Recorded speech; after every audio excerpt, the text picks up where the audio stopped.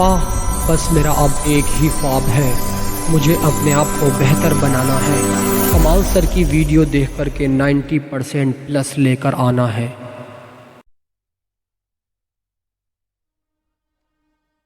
चलिए साहब, इस वक्त हम लाइव आ चुके हैं। तो जितने भी स्टूडेंट्स तक मेरी वीडियो की आवाज़ बिल्कुल परफेक्ट तरीके से पहुंच रही है, वो एक बार ज़रा कमेंट में यस लिख के बताइएगा। फिर उसके बाद में हम इस शानदार जानदार ज़बरदस्त लाइव सेशन की शुरुआत करते हैं। और आज की इस क्लास में, आज के इस सेशन में 7.2 को बिल्कुल सही तरीके से ख़त्म करेंगे। शगुन, प्रिया, स्मिता, अलीशा, अंकित, अलवीरा, अजय, प्रिया, स्मिता, इन सभी का वेलकम है इस सेशन में। आप सभी कैसे हैं, एक बार ज़रा फटाफट अंदाज में कमेंट करके बताइएगा। फिर उसके बाद में हम आज की इस क्लास को प्रारंभ करते हैं, आज के इस सेशन को स्टार्ट करते हैं। दोस्तों, इससे पहले हमने 7.2 के 5 क्वेश्चंस को कवर किया था और इस सेशन के माध्यम से आज हम इस 7.2 को भी सही तरीके से ख़त्म करेंगे। मैं बहुत अच्छा हूँ शगुन, आपकी दुआओं के भरोसे जी रहा हूँ। अरविंद वेलकम आपका, गुलशन आपका भी वेलकम, इफ्रा, अभय, जानकी, इन सभी स्टूडेंट्स का वेलकम करता हूँ इस सेशन में।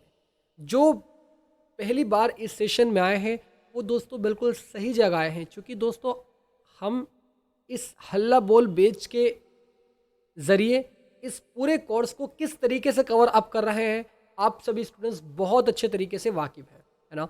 इस नंबर को नोट कर ले, जो नए स्टूडेंट हैं, पहली बार आए हैं, 9997574396। सभी सवालों के जवाब, एक एक सवालों के जवाब आपको मिल जाएंगे इस नंबर पे। कोई सा भी क्वेश्चन अगर आपका हो तो आप मुझसे पूछ सकते हैं, सर किस तरीके से पढ़ाई करनी है, सर जो लेक्चर गुजर चुके हैं, बीत चुके हैं, वो किस तरीके से अटेंड करें। ये सारी बातें दोस्तों मैं आपको बता दूंगा, क्योंकि क्लास में इतना टाइम नहीं होता है कि मैं आपका जवाब दे सकूं। आप इस नंबर को नोट कर लो और एक एक क्वेश्चन का आंसर मैं आपको दे दूंगा और आपको उस ग्रुप में भी ऐड कर दूंगा जहां पर 10 क्लास वाले स्टूडेंट्स जुड़े हुए हैं। तो बहुत सही तरीके से हमारी स्टडी चल रही है। जितने भी स्टूडेंट्स, जैसे यहाँ पर अभय हुआ, शगुन हुई, स्मिता हुई, अंशिका हुई, ये जितने भी स्टूडेंट्स हैं, अलीशा, ये बहुत अच्छे तरीके से लगातार क्लास में आ रहे हैं और फ़ायदा उठा रहे हैं, है ना। तो मैं आप सभी से रिक्वेस्ट करता हूँ, ज़रा सभी स्टूडेंट्स इस नंबर को नोट कर ले फटाफट अंदाज में। मैं इसको यहाँ से रफ कर रहा हूँ, ठीक है। जल्दी से जितने भी स्टूडेंट्स यहाँ पर जुड़े हुए हैं, तो दोस्तों जल्दी से आप सभी स्टूडेंट्स एक बार कमेंट करके बताइएगा, आप सभी स्टूडेंट्स तैयार हैं या नहीं। आप सभी स्टूडेंट्स तैयार हैं नहीं या नहीं, ज़रा एक बार सभी स्टूडेंट्स फटाफट अंदाज में कमेंट करके बताओ, फटाफट अंदाज में। फिर उसके बाद में आज की इस क्लास को, आज के इस सेशन को प्रारंभ करते हैं और बहुत ज़बरदस्त लाइन से आज की इस क्लास को हम स्टार्ट करेंगे।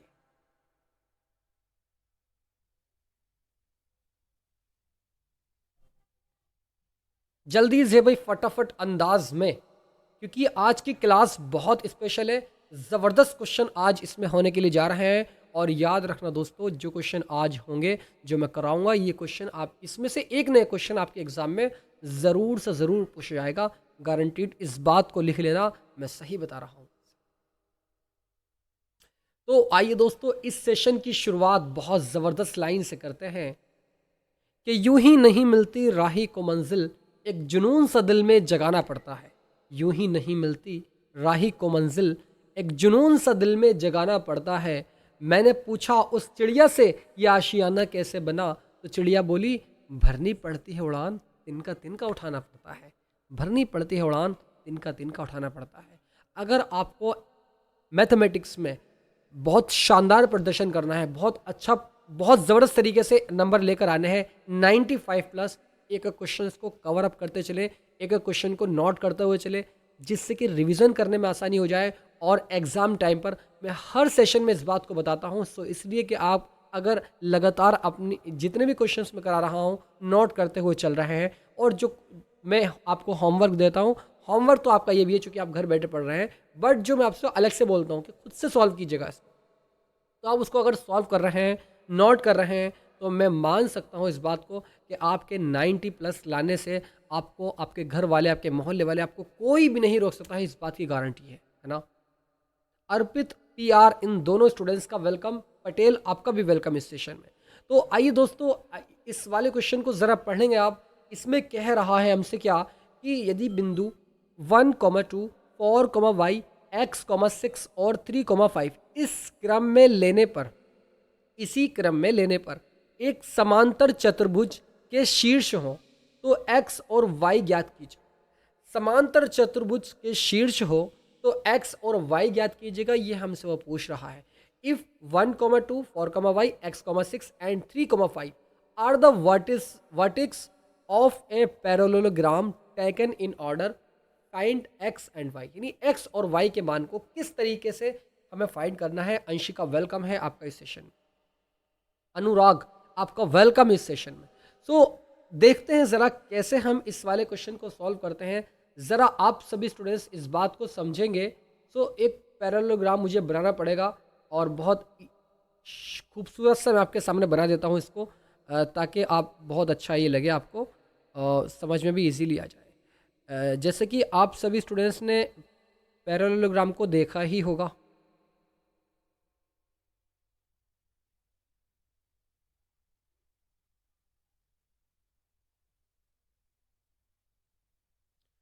कुछ इस तरीके का रहता है और इसकी जो आमने सामने की जो साइडें होती हैं वो इक्वल होती हैं। इस बात को, यानी एक दूसरे के पैरेलल होती हैं, कि ये वाली जो है ये इसके पैरेलल है और ये वाली जो साइड है ये इसके पैरेलल है, यानी समांतर है। इस बात को जानते हैं सर। अब मैं ज़रा इन सभी के पॉइंट को लिख देता हूँ। ये ए पॉइंट, इस ए पॉइंट को यानी फर्स्ट नंबर पे 1,2 है, तो इसका मतलब इस ए पॉइंट का नाम 1,2 आपका यहाँ पर आ जाएगा। धीरे धीरे आसान वे में समझते हुए अगर चलेंगे तो डेफिनेटली एक कंसेप्ट, एक स्टेप क्लियर होता जाएगा, इस बात की गारंटी है। सेकंड स्टेप यानी इसको मान लेते हैं ये बी पॉइंट है और इसके कोऑर्डिनेट 4,y यहाँ पर दिए हुए हैं, है ना। इतनी बात भी समझ गए आप। सी पॉइंट आपके सामने, सी पॉइंट x,6, तो इसको भी मैं यहाँ पर x,6 यहाँ पर लिख लेता हूँ ताकि आप इस बात को भी समझ सकें। डी पॉइंट को मैं यहाँ पर 3,5 मान रहा हूँ, चूँकि 3,5 दिए हुए हैं। इसी क्रम में लेने पर सीक्वेंस से हम इस बात को, इस वाले पॉइंटों को ले रहे हैं। सबसे पहले यहाँ पर हम निकालेंगे क्या, चूँकि मान लेते हैं कि इस पॉइंट को ये हमारा x1, y1 और मान लेते हैं ये हमारा x2, y2, ये हमारा x3, y3 और ये हमारा x4 और इस तरीके से y4। इस बात को भी आप समझ गए हैं कि हमने इसको x1, y1, x2, y2, x3, y3, x4, y4 इस तरीके से मान लिया है। अब आगे की तरफ ज़रा ध्यान देंगे हम इस बात पर कि अगर हम इसके डायगोनल को भी मिला दें। डायगोनल क्या होते हैं सर? डायगोनल विकर्ण को बोलते हैं। और अगर मैं इसके विकर्ण को दूसरे वाले पेन से मिलाता हुआ चल रहा हूं तो मुझे इसमें कोई डाउट वाली बात नहीं होनी चाहिए। मैं इसके विकर्ण को भी मिला रहा हूं। क्यों मिला रहा हूं, अभी बात समझ आएगी। आप निश्चिंत रहो दोस्तों, एक एक स्टेप आपका क्लियर हो जाएगा, इस बात की गारंटी। इसके विकर्ण को भी मैंने आपस में यहाँ पर मिला दिया है। अब मिलाने के बाद मान लेते हैं कि जहाँ पर ये दोनों लाइनें एक दूसरे को इंटरसेक्ट कर रही हैं, इसके पॉइंट x5, y5 है। x5, y5 इसके हमें नहीं पता है कोऑर्डिनेट। अब इसके कोऑर्डिनेट नहीं पता है, इसका क्या मतलब बनता है? सबसे पहला स्टेप, इस बात को हम जानते हैं, वी नो दैट, कि समांतर चतुर्भुज के पैरेललोग्राम के जो विकर्ण होते हैं, डायगोनल होते हैं, ये क्या करते हैं? ये एक दूसरे को समद्विभाजित करते हैं, दो बराबर भागों में बांटते हैं। फॉर एग्जाम्पल, जैसे कि आप यहाँ पर देख रहे हैं कि ये जो लाइन है, ये वाली लाइन इस लाइन को दो बराबर भागों में बांट रही है, सच दैट ये लाइन इस लाइन को दो इक्वल भागों में डिवाइड कर रही है, दो इक्वल साइड में डिवाइड कर रही है। इस बात को तो आप समझ गए हैं, आसान तरीका था ये, ठीक है। तो हम कह सकते हैं कि बिंदु P, सो यहां पर सबसे पहले मैं लिखता हूं, आपको लिखना पड़ेगा माना कि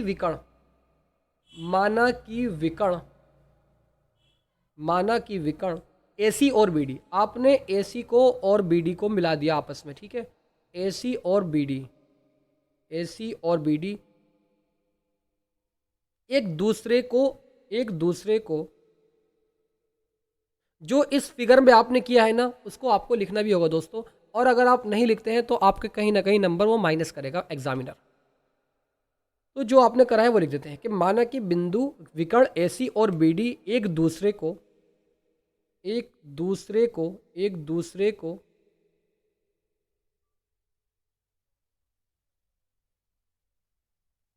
एक दूसरे को x5 y5 x5 y5 पर काटते हैं।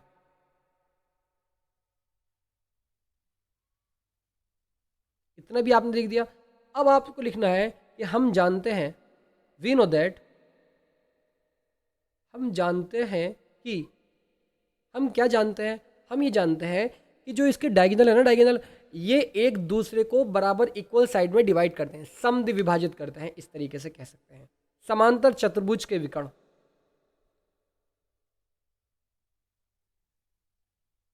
समांतर चतुर्भुज के विकर्ण, समांतर चतुर्भुज के विकर्ण एक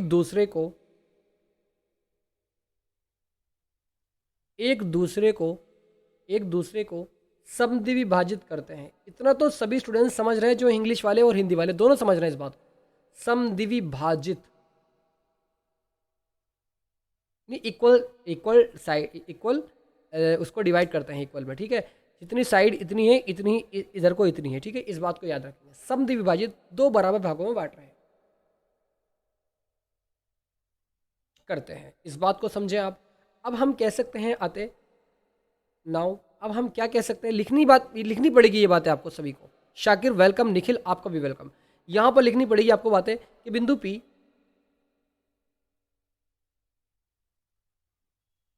P विकर्ण AC का मध्य बिंदु है, विकर्ण AC का मध्य बिंदु है।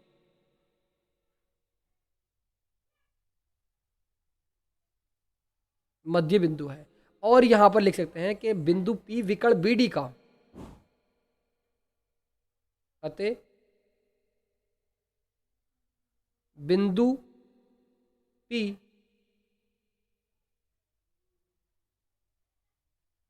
डायगोनल BD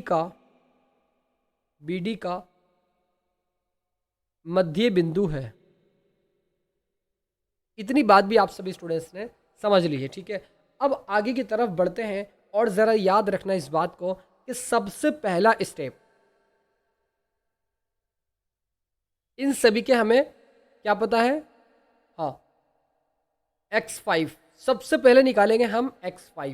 x5 निकालने के लिए आप मुझे बताओ कि जो, जैसे मैंने यहाँ पर आपको बताया कि जो बिंदु P है आपका, ये वाला जो P पॉइंट है, ये वाला P पॉइंट जो है, ये इस DB का म्यूटल पॉइंट है, इसका मध्य बिंदु है, इस AC का ये भी मध्य बिंदु है। तो सबसे पहले मैं x5 निकालता हूँ BD के लिए या AC के निकालता हूँ। तो पहले निकालता हूँ कि A और C को जोड़ने वाले रेखाखंड,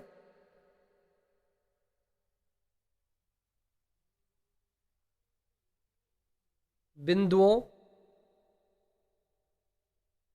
A और C को जोड़ने वाले सेगमेंट यानी रेखाखंड AC के मध्य बिंदु, AC के मध्य बिंदु, AC के मध्य बिंदु P के निर्देशांक,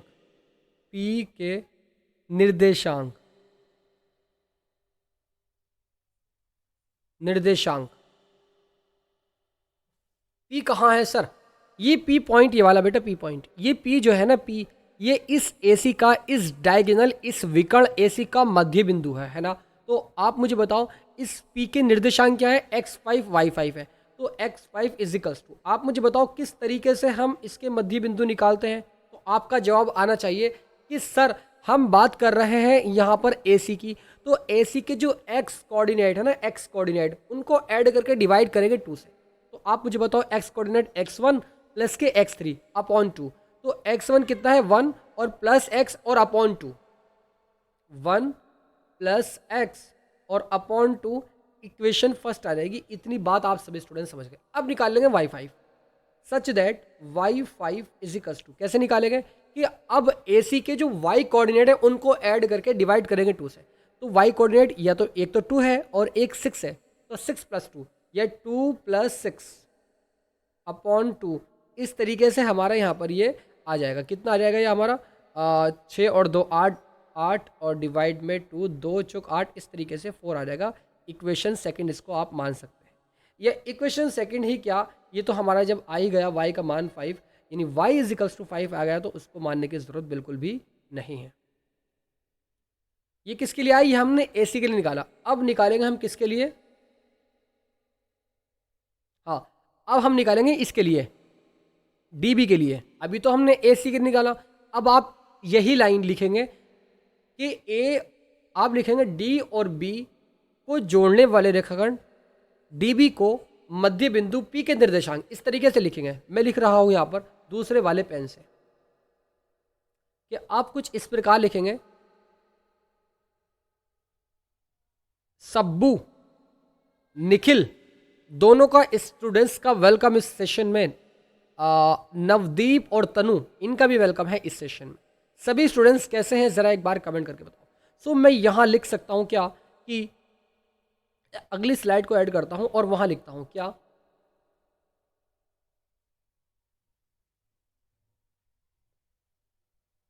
बिंदुओं B और D। अब मैं बात कर रहा हूं BD की बात कर रहा हूं। AC का तो हमने काम कर दिया, अब BD की बात कर रहा हूं। तो बिंदु B और D को जोड़ने वाले बिंदु B और D को जोड़ने वाले रेखाखंड BD के मध्य बिंदु के निर्देशांक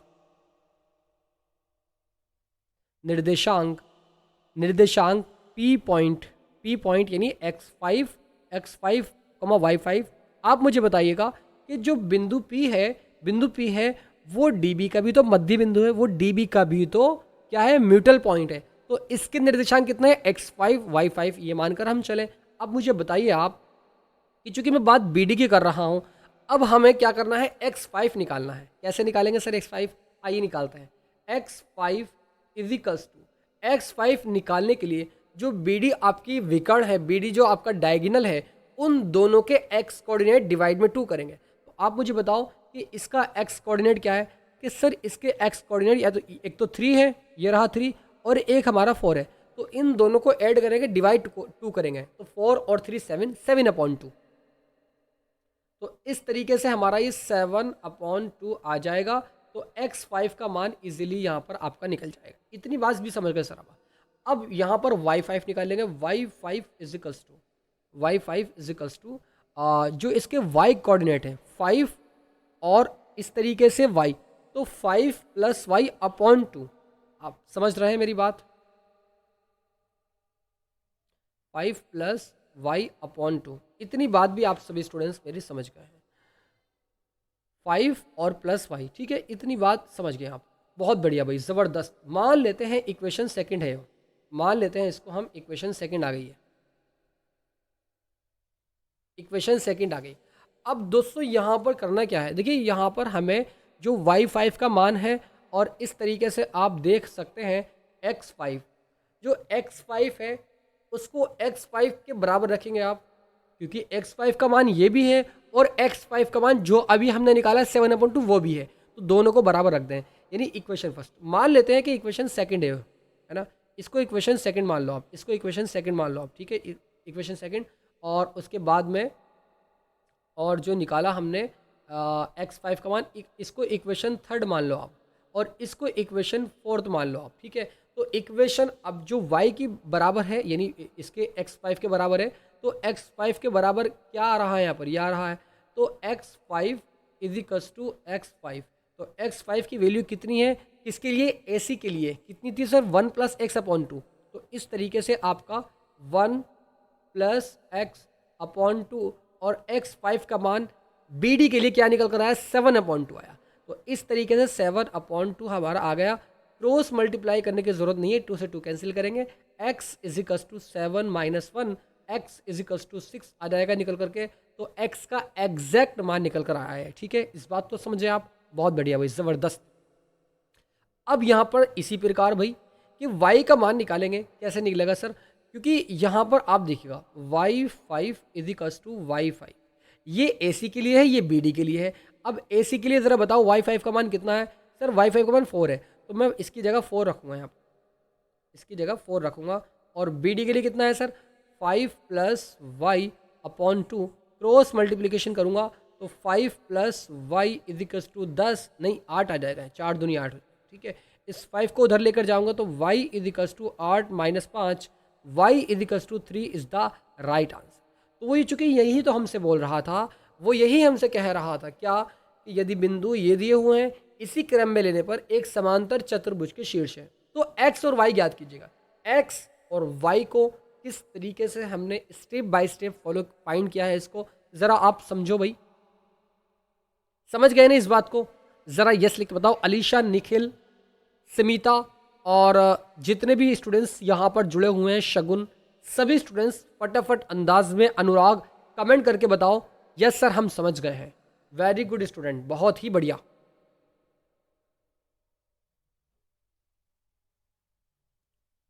एक एक स्टेप इसमें आपका आई होप क्लियर हो गया है, मैं आशा करता हूँ। फटाफट अंदाज में अगले क्वेश्चन की ओर अग्रसर होता हूँ। किसी को कोई डाउट तो नहीं ना?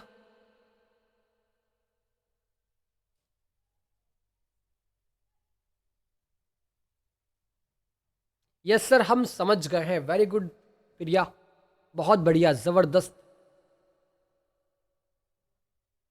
नहीं है सर, बहुत ज़बरदस्त भाई। अब देखिए अगले क्वेश्चन की ओर अग्रसर होते हैं, ज़रा पढ़ेंगे इस क्वेश्चन को। बहुत इजी क्वेश्चन है, आसान क्वेश्चन है।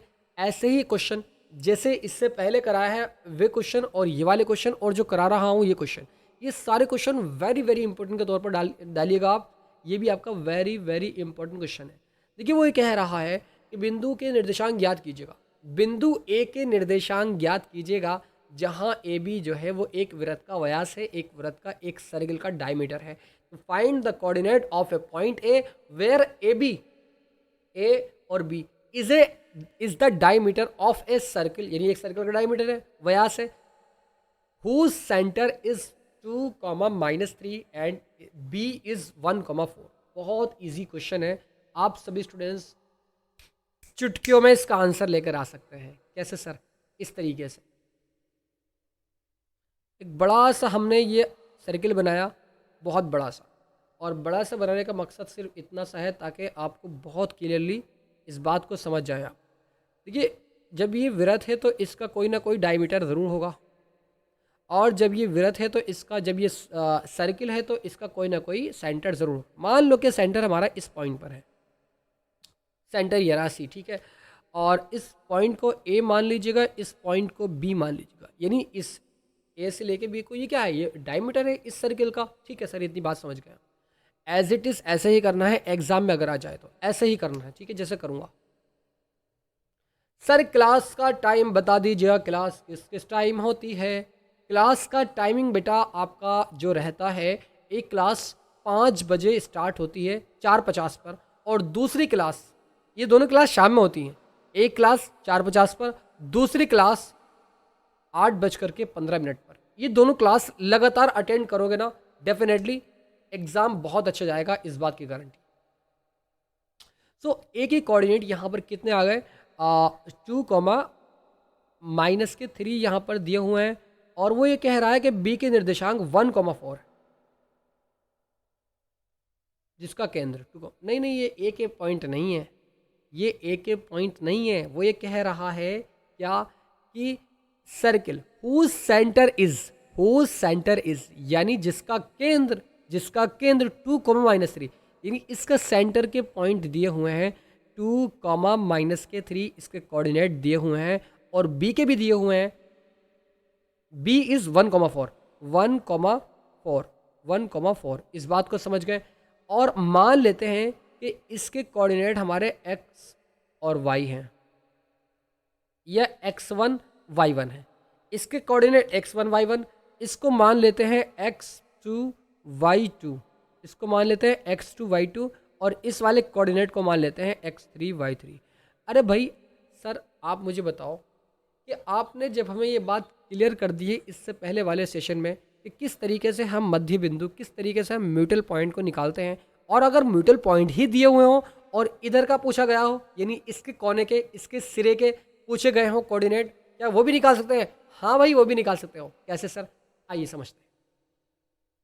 भाई आप जानते हैं कि अगर मैं इसका, चूंकि ए बी का मध्य बिंदु सी है, आप समझ रहे हैं इस बात को, और इसका एक्स कोऑर्डिनेट क्या है? x3 है। तो मुझे बताओ, आप जो फॉर्मूला लगाते हो x3 को निकालने के लिए, वो यही तो लगाते हो कि जो जिस लाइन का वो मध्य बिंदु है, उस लाइन के x कोऑर्डिनेट, यानी उनके सिरों के x कोऑर्डिनेट को ऐड करेंगे और डिवाइड 2 करेंगे। तो x कोऑर्डिनेट x1 और प्लस के 1, तो इस तरीके से आपका x1 प्लस के 1 और अपॉन 2 करते, यही तो करते हो यार, यही करते हैं सर। x3 की वैल्यू यहाँ पर 2 दी हुई है, इजिकल्स टू x1 प्लस के 1 अपॉन 2, क्रॉस मल्टीप्लिकेशन करेंगे, x1 की वैल्यू आ जाएगी निकल करके। तो x1 plus 1 equals to 2 to the 4, ये इधर जाएगा, तो x1 equals to 4 minus 1, x1 equals to 3 आपका यहाँ पर ये आ जाए। बहुत ज़बरदस्त। तो 3 ये आ गया, कॉमा। अब y निकालेंगे, सच दैट, इसी प्रकार आप निकालेंगे कि आप यहाँ से y3 इजिकल्स टू, अब हमें चूंकि y3 निकालने के लिए क्या करना होता है सर? y3 निकालने के लिए, y3 तो सर दिया हुआ है, कोई बात नहीं, एग्जाम्पल के तौर पर बता देता हूँ। ऐसे ही तो करते हो, अगर y3 निकालते हो तो दोनों y कोऑर्डिनेट को ऐड करते हो, डिवाइड 2 करते हो। तो इस तरीके से आपका सच दैट y1 प्लस के 4 और डिवाइड 2 हो जाएगा, क्रॉस मल्टीप्लाई करेंगे। सर y3 का मान तो तभी तो करेंगे। y3 का मान यहाँ पर दिया हुआ है कितना? -3। तो -3 upon 1 equals to y1 plus के 4 as it is upon 2 as it is, cross multiplication करेंगे तो y1 प्लस के 4 और इजिकल्स टू 3 दूनी 6 -6 इधर आएगा, या उधर लेकर जाओ इसको, तो ये आपका -10 हो जाएगा, -10। तो y1 का मान यहाँ पर -10 आ गया। मैं आशा करता हूँ इस वाले, यानी एक एक कोऑर्डिनेट किस तरीके से फाइंड किए हैं, ये बात भी आप बहुत अच्छे तरीके से समझ गए। यार अगर समझ गए हो ना, तो प्लीज़ करके सभी स्टूडेंट्स कमेंट को फटाफट अंदाज में भर दे फट कि सर समझ में आ रहा है। वेरी गुड स्टूडेंट, बहुत ज़बरदस्त भाई। हम राज दक्षी, वेलकम इस सेशन में आप सभी का। जो नए स्टूडेंट हैं, पहली बार आए हैं, इस नंबर को नोट कर ले, 9997574396, जिससे कि मैं आपको ग्रुप में ऐड कर सकूं और उस ग्रुप में आपको लगातार क्लासेस के लिंक देता रहूं, और उस लिंक के थ्रू आप क्लास में आते रहें और अपने अच्छे तरीके से स्टडी को करते रहें। जो भी नए स्टूडेंट है, जिसे नया नाम नज़र आ रहा है दक्षी, और भी स्टूडेंट्स यहाँ पर आए थे शुरू शुरू में, फिर पता नहीं क्यों चले गए, मुझे नहीं पता। गुरु, लो जी भाई, गुरु जी ज़रा इस नंबर को नोट कर लो गुरु जी। मैं आपसे क्वेश्चन पूछूंगा, आप मुझे बता देना गुरु जी, ठीक है? अरे बता दोगे या नहीं? ज़रा यस लिख के बताओ गुरु जी। इस नंबर को फटाफट अंदाज में नोट कर लो, मैं रफ कर रहा हूँ। 9997574396। अगले क्वेश्चंस की ओर अग्रसर होते हैं।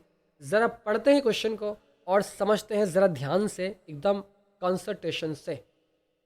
कह रहा है कि यदि ए और बी क्रमशः -2, -2 और 2, -4 हो, तो बिंदु पी के निर्देशांक ज्ञात कीजिएगा ताकि ए पी 3/7 ए बी हो और पी रेखाखंड ए बी पर स्थित हो, और पी जो हो वो रेखाखंड ए बी पर स्थित हो। तो सबसे पहला स्टेप तो सर आप यहाँ पर ए बी को बनाइएगा, यानी जो लाइन है उसको बनाइएगा। तो ये लाइन, ये रही आपकी ए बी, ठीक है, ये रही सर लाइन ए। इसका नाम दिया ये पॉइंट ए और ये पॉइंट बी। इसके जो कॉर्नर होते हैं उसको ही तो नाम देते हैं ए और बी। Yes sir. अब मान लेते हैं कि ये पॉइंट हमारा पी इस साइड में है, ये रहा पी पॉइंट, ये रहा। ठीक है सर, इतनी बात भी समझ गए। अब ए के कोऑर्डिनेट दिए हुए हैं -2, -2 दिए हुए हैं, जिसको x1 y1 कहते हैं, और इसके कोऑर्डिनेट 2, -4 दिए हुए हैं, जिसको x2 y2 बोलते हैं। इतनी बात भी समझ गए सर? समझ गए सर, कोई दिक्कत वाली बात इसमें बिल्कुल भी नहीं है। सबसे पहला स्टेप आप मुझे बताओ,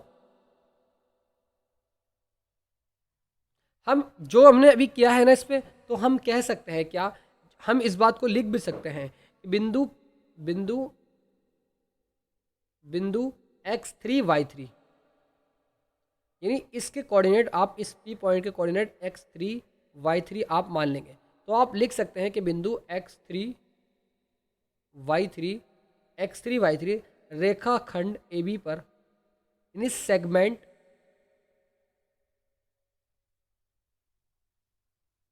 AB पर, रेखाखंड AB पर स्थित है। इतनी बात आप लिख देंगे? यस सर, लिख देंगे, स्थित है। अब स्थित होने के बाद क्या करना है आपको, ज़रा समझेंगे इस बात को प्लीज़ करके।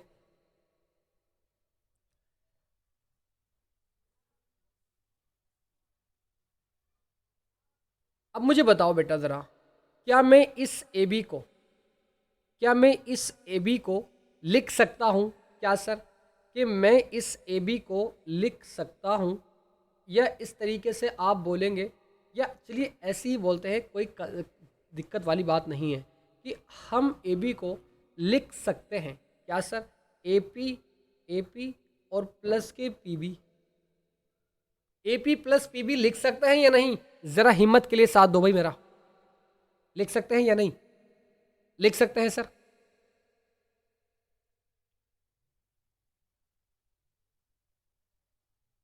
लिख सकते हैं सर, वेरी गुड।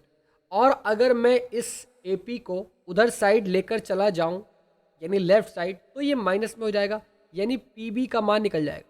सर ऐसा क्यों आपने किया, ज़रा इसके पीछे का रीज़न बताइएगा, अभी आएगी बात समझ। PB का मान निकाल रहा हूँ, तो AB और माइनस के AP आपका यहाँ पर ये हो जाए। इतनी बात भी आप सभी स्टूडेंट्स समझ गए हैं, बहुत ज़बरदस्त भाई, बहुत बढ़िया। अब चूंकि आप देखेंगे,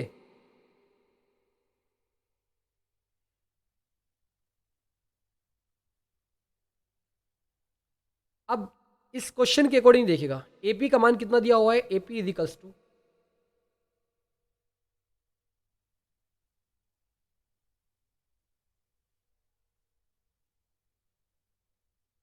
AP इजिकल्स टू 3/7 AB दिया हुआ है, 3/7 AB यहाँ पर आपका दिया हुआ है। ठीक है, 3/7 AB दिया हुआ है। आप मुझे बताओ,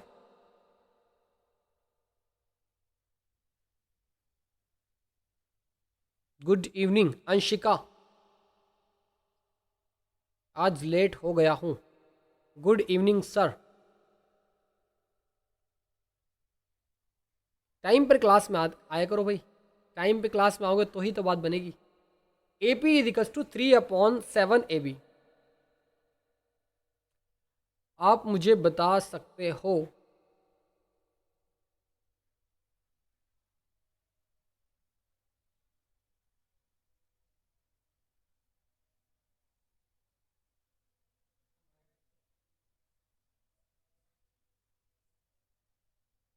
good evening all of dear friends. ओहो भाई वाह। PB इजिकल्स टू,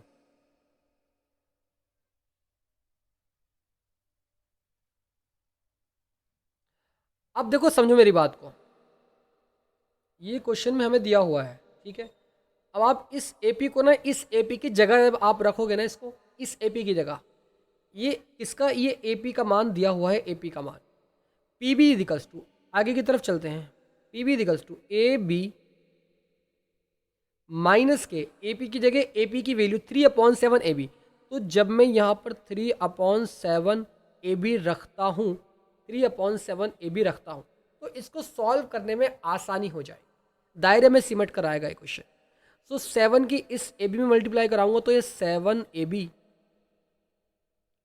7AB और माइनस के 3AB, यही तो मतलब होता है इसका। और डिवाइड में कितना 7, है ना। किसके बराबर चल रहा है सर? PB के बराबर चल रहा है। तो PB is equals to 7AB में से जब मैं माइनस करता हूँ 3AB को तो 4AB आ जाएगा, 4AB अपॉन 7। तो आप मुझे बताओ ज़रा, 4AB अपॉन 7 यहाँ पर आ गया। क्रॉस मल्टीप्लिकेशन करते हैं, ज़रा कितना आ जाएगा इसका, आप मुझे बताओ। नहीं सर, एक काम करते हैं, इस ए बी को इसके डिवाइड में लेकर आते हैं।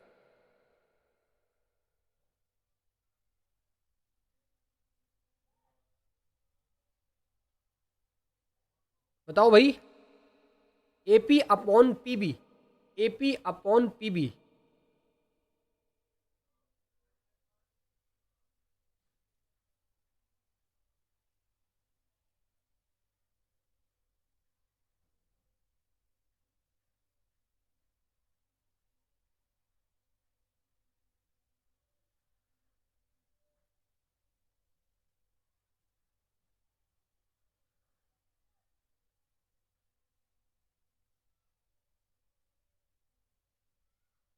AP अपॉन PB, हाँ, इतनी बात भी आप सभी स्टूडेंट समझ गए हैं।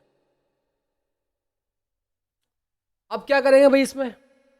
अब वो ये क्वेश्चन पे ध्यान दीजिएगा ज़रा, फिर दोबारा से पढ़िएगा इस क्वेश्चन को कि find the value of y for which the distance between the points 2, -3 and 10, y is 10 units.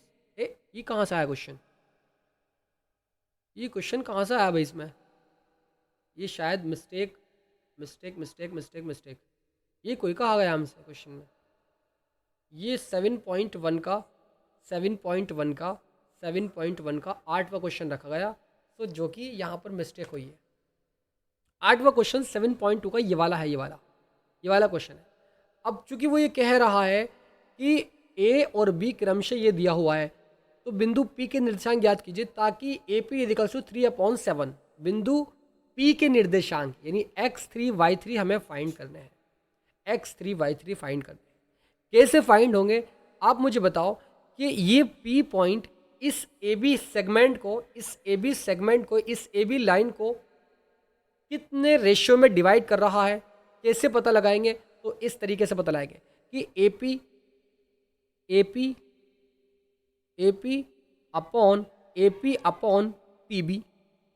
Upon PB is equals to किस रेशियो में डिवाइड कर रहा है, अब निकल कर आ जाएगा। क्यों? क्योंकि सर हमें यहाँ पर AP की वैल्यू भी मालूम है, हमें PB की वैल्यू भी मालूम है, तो इन दोनों की वैल्यू को पुट करेंगे, यहाँ से निकाल कर लेकर आएंगे। आई बात समझ? किस किस को स्टूडेंट्स को बात समझ नहीं आई भाई? फटाफट अंदाज में सभी स्टूडेंट्स बताओ। अलीशा, रुद्रा, निखिल, सत्या, अंशिका, अभिषेक, रुद्रा, सभी स्टूडेंट्स बताओ भाई। एपी का मान पता है, पीबी का मान पता है। एपी का मान कितना है सर? 3/7 AB, ये रहा। और पीबी का मान यहाँ पर इसके डिवाइड में कितना है? 4/7 और AB है, यही तो है। इस वाले AB से ये वाला AB कैंसिल, इस वाले 7 से ये वाला 7 कैंसिल, तो हमें ये मालूम हो गया कि AP PB को किस रेशियो में डिवाइड कर रहा है। 3/7 आपका यहाँ पर आ जाएगा। तो कह सकते हैं हम इस तरीके से कि AP रेशियो PB जो डिवाइड कर रहा है वो 3/7 में कर रहा है। इस बात को समझे आप या नहीं? 3,4 में, अरे भाई 3,4 आएगा ना ये, 3,4। वेरी गुड स्टूडेंट, बहुत ज़बरदस्त।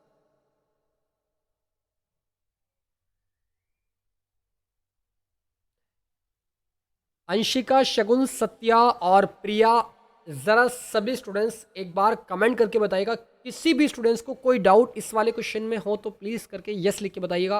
अन्यथा कोई सर स्टूडेंट इसमें बताओ भाई कि सर कोई भी इसमें हमें डाउट नहीं है। आ जाएगा, आसान तरीका है। हमने यहाँ से पीबी का मान निकाल लिया। क्यों निकाला? क्योंकि हमें बताना ये है कि एपी और पीबी यानी एबी को पी पॉइंट पी बिंदु किस अनुपात में विभाजित कर रहा है, ये एक्चुअली में बताना था। तो हमने इस बात को बता दिया है, ठीक है। अब मैं आपसे कहूँ, क्या ये क्वेश्चन पूरा हो गया? किस किस का जवाब आएगा? क्या ये क्वेश्चन पूरा हो गया या नहीं? क्या ये क्वेश्चन पूरा हुआ या नहीं? ज़रा सभी स्टूडेंट्स बताओ फटाफट अंदाज में, जल्दी से बताओ क्योंकि टाइम कम है, क्वेश्चन और भी करने हैं। हो गया सर। Yes sir. सत्या और अलीशा दोनों के तुखाराम कहाँ चली गई भाई? तुखाराम पता नहीं कहाँ चली गई। ये तुखाराम छोटी वाली पीटी की, सही बता रहा हूँ। आपको पता नहीं क्योंकि आप बातें करने में लग रहे हैं, इस क्वेश्चन पर ध्यान ही नहीं दे रहे हैं आप, इसीलिए बात समझ नहीं आती आपकी, इसीलिए आप कहते हो कि सर दोबारा से रिपीट कीजिएगा। बेटा वो ये कह रहा है कि उस बिंदु के निर्देशांक ज्ञात कीजिएगा जो बिंदु इन दोनों पॉइंटों को यानी ए और बी को किस अनुपात में विभाजित करता है, ये तो हमें बताना ही बताना है। उस बिंदु के निर्देशांक भी बताने हैं, यानी x3 y3 कैसे नहीं। अभी ये x3 y3 का मान नहीं है, ये हमारा m1 की वैल्यू है, ये हमारी m2 की वैल्यू है। तो m1 इजिकल्स टू हमारा यहाँ पर m1 इजिकल्स टू 3 आ गया और m2 इजिकल्स टू हमारा यहाँ पर 4 आ गया। अब हमें इसका निकालना, यानी ये 3 है तो ये 4 है। तो अब m1 का मान पता है, m2 का पता है, तो x3 y3 भी निकाल सकते हैं। कैसे? अगले वाले से अगले वाले इसको स्लाइड पे मैं दिखाता हूँ। तो चूंकि हमें क्या निकालना है, x3 इजिकल्स टू फॉर्मूला क्या होता है, m1 x2 प्लस